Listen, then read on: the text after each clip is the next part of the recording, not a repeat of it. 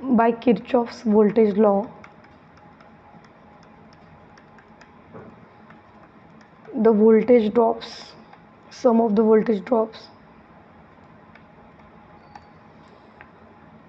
First voltage drop created is resistance into current.